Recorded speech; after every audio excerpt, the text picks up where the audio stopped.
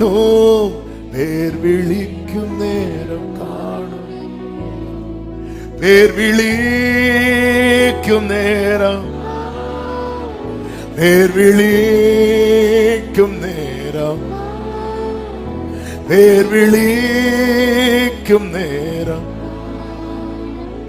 பேர் விழிக்கும் நேரம்.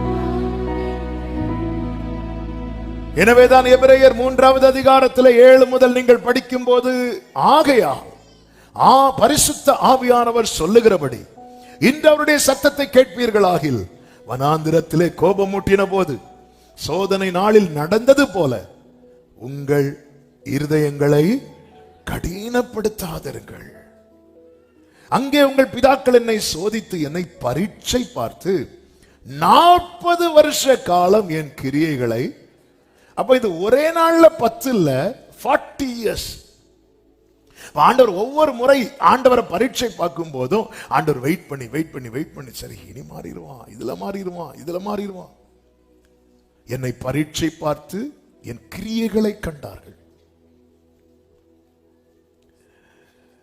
இப்படி பார்த்து 10+ ஆகுது. 10 முறை அப்படி வந்ததும் ஆண்டவர் பொறுத்து இளைத்து போய் சொல்லுகிறார். 10வது வசனம், ஆதலால் நான் அந்த சந்ததியை அரோசித்து அவர்கள் எப்பொழுதும் வழுவி போகிற, இவங்க 10 இல்ல, இன்னும் 10. இவன் அதாவது இவன் மாறிடுவான் அப்படிங்கிற நம்பிக்கை ஆண்டவரை விட்டு அட்டு போயிட்டுன்னு வைங்கள. திராட்சை தோட்டத்தின் நடுவில் ஒரு அத்தி மரத்தை கொண்டு வந்து நடுகிறார். 3 வருஷம் அதுல கனி இல்லை. எஜமான் வந்து பார்த்து அந்த மரத்தை வெட்டி போடுங்கள் என்று சொன்ன போது அதை பராமரிக்கிறவர் வந்து என்ன சொல்வார் தெரியுமா? இந்த வருஷம் இருக்கட்டும். அதன் அர்த்தம் என்ன? அவருக்கு நம்பிக்கை இருக்கு, இந்த மரம் இந்த வருஷத்துல கண்டிப்பா கனி கொடுக்கும். நம்பிக்கை இல்லைன்னு வந்ததும் வெட்டி போடப்படுகிறது. இனி நம்பிக்கை இல்லை, சோதம் பட்டணம் திருந்துவதற்கு வாய்ப்பே இல்லை என்று வந்ததும் அதுக்கு நியாய தீர்ப்பு வருகிறது. இன்னும் நாம் நிர்மூலமாக அது இருக்கிறோம் என்றால் அவர் இன்னும் நம்மை நம்புகிறார். ஆதலால் நான் இந்த சந்ததி ஆலோசித்து இவர்கள் எப்பொழுதும் வழுவி போகிற இருதயம் உள்ள ஜனம் என்றும் என்னுடைய வழிகளை அறியாதவர்கள் என்றும் சொல்லி என்னுடைய இளைப்பாறுதலில் அவர்கள் பிரவேசிப்பதில்லை என்று என்னுடைய கோபத்திலே ஆணையிட்டேன். இனி 7வது வசனத்தை வாசியுங்கள். ஆகையால் பரிசுத்த ஆவியானவர் சொல்லுகிறபடி, இன்று இந்த வசனத்தை எப்ப படிச்சாலுமே இன்றுதான். அல்லேலூயா. சில வசனங்கள் இருக்கு பாருங்க, அதுக்கு சீசன் தனியாலாம் கிடையாது, இன்று. அப்படி இன்னொரு வசனத்தை சொல்லுங்க, இன்று கர்த்தராகிய கிறிஸ்து என்னும் இரட்சகர். ஆனா நம்ம பிரச்சனை என்னன்னா அது 25ஆம் தேதி தான் படிப்போம். ஹல்லேலூயா. மற்ற நாள் ஏதாவது படிச்சா கிறிஸ்துமஸ் வந்துட்டா. ஆமென். நான் இன்று முதல் உன்னை ஆசீர்வதிப்பேன். ஒவ்வொரு நாள் நமக்கு பலன் உண்டாக அந்த நாளை ஃபேஸ் பண்றதுக்கு கர்த்தர் நிறைய வசனங்களை தந்திருக்கிறார். ஹல்லேலூயா. அதுலதான் இன்று அவருடைய சத்தத்தை கேட்பீர்களாகில்னா என்ன அர்த்தம்? உனக்கு ஒரு சான்ஸ் கிடைச்சிருக்குப்பா. அந்த இளைப்பாறுதல்ல பிரவேசிப்பதற்கான ஒரு சான்ஸ் கர்த்தர் கொடுத்திருக்கிறார். உன் தேவனாகிய கர்த்தரை பரீட்சை பாராதிருப்பாயாக. ஹல்லேலூயா. உடைத்தீர் உருவாக்கினீர் செஞ்சு. ஆமென். உடமிட்டீர்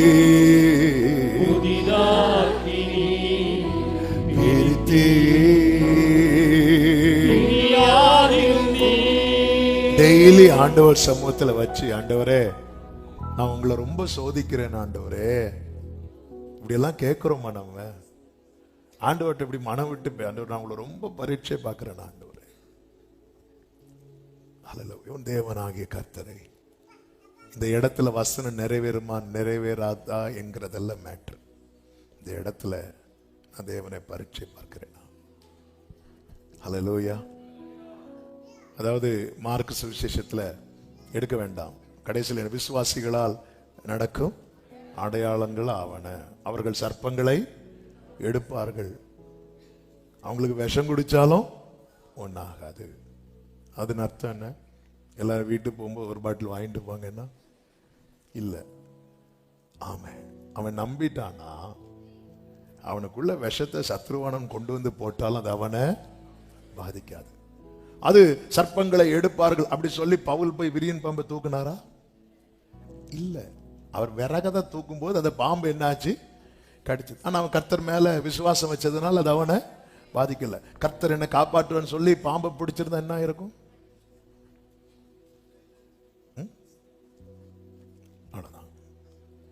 இப்படிதான் அமெரிக்காவில் நினைக்கிறேன் ஒரு சர்ச்சில் யூடியூப்ல இருக்கும். அது சர்ப்பங்களை எடுப்பாங்கன்னு சொல்லிட்டு பாம்பு வச்சு எல்லாரும் கையில பாம்பு பிடிச்சிட்டு இருந்தாங்க. அந்த பாஸ்டர் பாம்பு கொத்தி ஆள் அவுட்.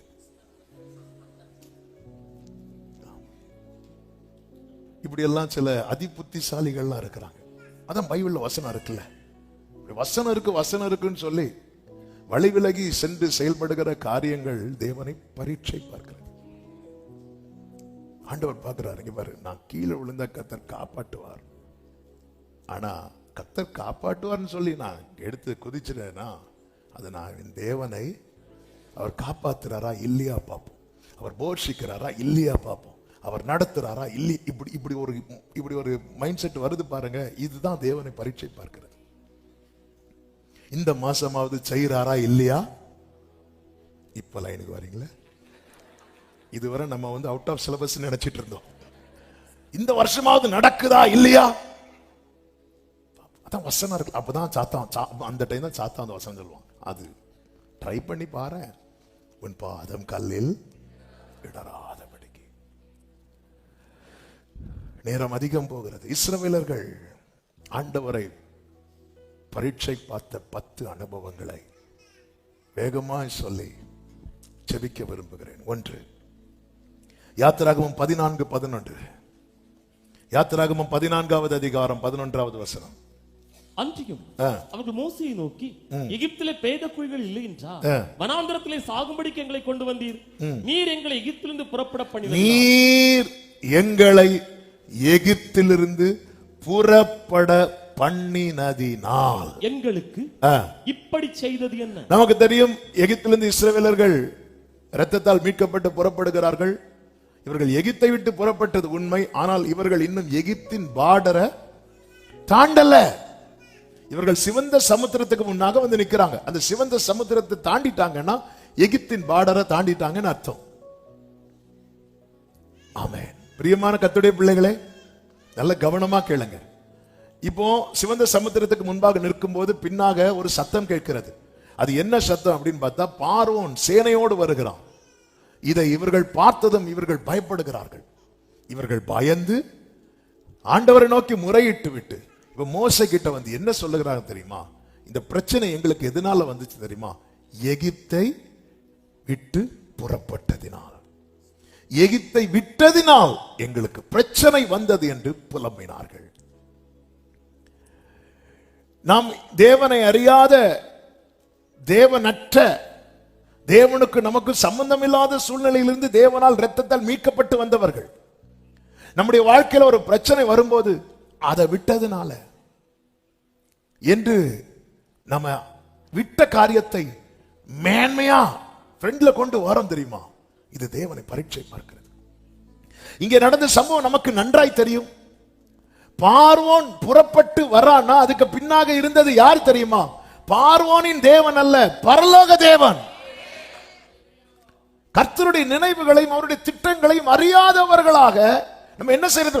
இதை விட்டதுனாலதான் இது ஆச்சு, நீ இதை செய்யாததுனாலதான் இது உனக்கு ஆச்சு, நீ அந்த கோயில்ல கொடை நடத்தாததுனாலதான், அங்க வரி கொடுக்காததுனாலதான், அங்க பலி கொடுக்காததுனாலதான். இந்த பார்வையும் இந்த பேச்சும் தேவனை பரீட்சை பார்க்கிறது. ஏன் உங்களுக்கு இவ்வளவு சோதனை மேல சோதனை வருது? ஒண்ணு அதுவரை வந்துட்டு போங்க. ஒரு காலத்துல எல்லாம் பண்ணிட்டு இருந்தீங்கல்ல. எகிப்தை விட்டு புறப்பட பண்ணினதினால் எங்களுக்கு இப்படி வந்துச்சு. நாங்க அங்க இருக்கிறது வரைக்கும் எங்களுக்கு வேற பிரச்சனை இல்லை. நாங்கள் இந்த சேனையெல்லாம் பார்க்கவே இல்லை. நாங்க பார்த்ததெல்லாம் ஆளோட்டிகள் தான். இப்ப வெளியே வந்த பிறகு பார்வன் ஆளோட்டிகளை அழைத்து கொண்டு வரவில்லை, மொத்த சேனையும் கொண்டு வருகிறான். இன்னைக்கு பல பிரச்சனைகளை சால்வ் பண்றதுக்காக நாம் விட்டு வந்த பல காரியங்களோடு நாம் இன்னும் நம்மை சம்பந்தப்படுத்தி கொண்டிருக்கிறோம். இது தேவனை பரீட்சை பார்க்கிறது. ஹல்லேலூயா. அப்ப இந்த பிரச்சனை எப்பொழுது முற்றுப்புள்ளி உண்டாகும்? நீ எல்லையை தாண்டு, நீ எல்லையை தாண்டு, நீ எல்லையை விட்டு வெளியே வா. இனி எனக்கும் விக்கிரகங்களுக்கும் என்ன என்று எப்ராஹிம் சொல்லுவான் என்று கர்த்தர் சொல்லுகிறான். அந்த அனுபவத்திலே வந்து பாரு. ஹல்லேலூயா. எல்லையை தாண்டும் வரைக்கும் தொல்லை தொடர்ந்து கொண்டே இருக்கும். பார்வோன் பிரச்சனை, பழைய பிரச்சனை நம்மளை தொடருதுன்னா நாம இன்னும் அந்த எல்லைக்குள்ள இருக்கிறோம் என்று அர்த்தம். எல்லையை தாண்டின பிறகு அந்த தொல்லையே இருக்காது. இன்னும் பழைய பிரச்சனை. உடனே நம்ம என்ன பண்ணுவோம்? சால்வ் பண்ண பார்ப்போம். எப்படி இவனை இது பண்ணலாம்? உடனே யாரோ சொல்லுவாங்க, அது இது நீங்க வாங்கி கொடுத்தீங்கன்னா புரியும் நினைக்கிறேன். ஆமா, உடனே நான் வாங்கி தந்தேன்னு சொல்லாதீங்க, ஜிபே பண்ணி விட்டுறேன். என்ன பே? 2 ராஜாக்கள் 17வது அதிகாரத்திலே அசீரிய ராஜா பாபிலோனிலும் 24வது வசனத்தை பாருங்கள். பாபிலோனிலும் கூத்தாவிலும் ஆபாவிலும் ஆமாத்திலும் செப்பவாரிமிலும் இருந்து மனுஷரை வரப்பண்ணி அவர்களை இஸ்ரவேல் புத்திரருக்கு பதிலாக சமாரியாவின் பட்டணங்களிலே குடியேற்றினான் என்று சொல்லப்பட்டிருக்கிறது. இஸ்ரவேல் புத்திரருக்கு பதிலாக சமாரியா பட்டணங்களிலே புறஜாதிகளை வந்து குடியேற்றுகிறான். இப்ப இந்த புறஜாதிகளுக்கு குடியேற்றப்பட்ட பிறகு அவர்களுக்கு என்ன போதிக்கப்படுகிறது என்றால், கர்த்தருக்கு மகிமை உண்டாவதாக அதனுடைய 28வது வசனத்திலே ஒரு ஆசாரியன் வந்து கர்த்தருக்கு பயந்து நடக்க வேண்டிய விதத்தை அவர்களுக்கு போதிக்கிறான். இப்படி போதிக்கப்பட்ட பிறகு இவர்களை நீங்க பாத்தீங்கன்னா 33வது வசனத்தை பாருங்கள். இவர்கள் கர்த்தருக்கு பயந்தும் தாங்கள் விட்டு வந்த ஜாதிகளுடைய முறைமையின்படியே தங்கள் தேவர்களை சேவித்து வந்தார்கள். உடனே அவர்கள் சொல்லப்படுது, அப்படியெல்லாம் செய்யாதீங்க, நீங்க கர்த்தர் ஒருவருக்கே பயந்து அவருக்கே செவி கொடுங்கள். அப்படியெல்லாம் சொன்னதுக்கு அப்புறமும் 40வது வசனத்தை வாசியுங்கள். ஆனாலும் அவர்கள் செவி கொடாமல் முந்தின முறைமைகளின்படியே செய்தார்கள். அடுத்த வசனம், அப்படியே அந்த ஜாதிகள் கர்த்தருக்கு பயந்தும். கர்த்தருக்கு பயப்படுகிறதுல ஒரு குறைவு கிடையாது. கர்த்தருக்கு கரெக்டா ஆராதனை 6 மணி 5:45 நாங்க போயிருந்தோம்.